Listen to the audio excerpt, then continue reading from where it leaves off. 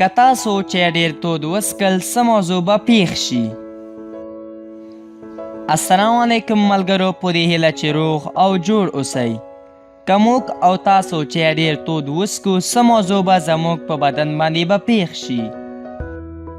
مخکې له ویډیو پیل کولو نه مهرباني وکړئ زموږ چینل درسره سبسکرايب کړئ او دغه د ټلۍ نشان هم درسره ووهی ترسو د نورو معلوماتو څخه برخمن شئ.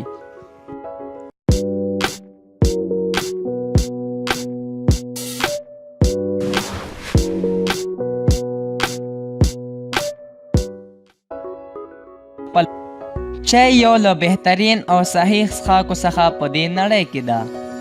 د طب عالمان شین چای څښل ټولو ته مشوره ورکوي، مګر ډېر تود چای او یا نور څښاکو تود څښل نه یوازې دا چې خپله فایده له لاسه ورکوي، بلکې نور مشکلات به هم ستاسې په بدن کې پیدا کوي.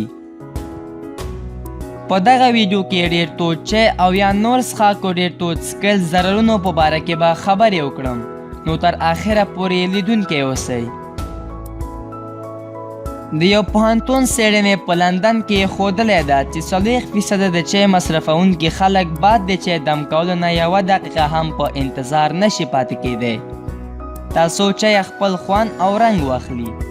دا کار یوازې د دې سبب نه ګرځي چې هغوی د چای نه خوند نه اخلي، بلکې د ډېرو مشکلاتو باندې به هم اخته شي.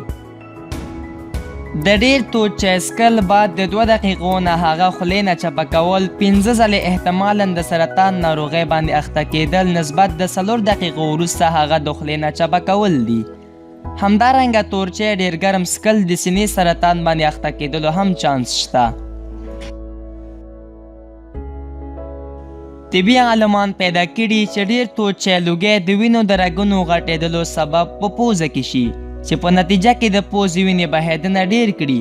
هغه څوک چې د پوزې وینه بهیدنه لري بهتره دا ده چې بعد د پوزې وینې بهیدنې نه 40 ساعته وروسته هم چای ونه څښي.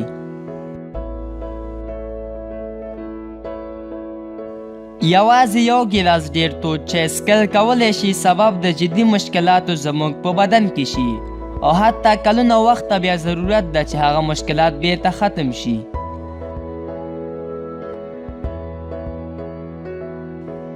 ډېر تود چای او یا نور څښاکو ډېر تود څښل کولی شي ستاسې جلد ته هم تاوان ورسوي. که چیرته چای ډېر تود وڅښئ ستاسې جلد باندې د دانو ختلو چانس هم شته.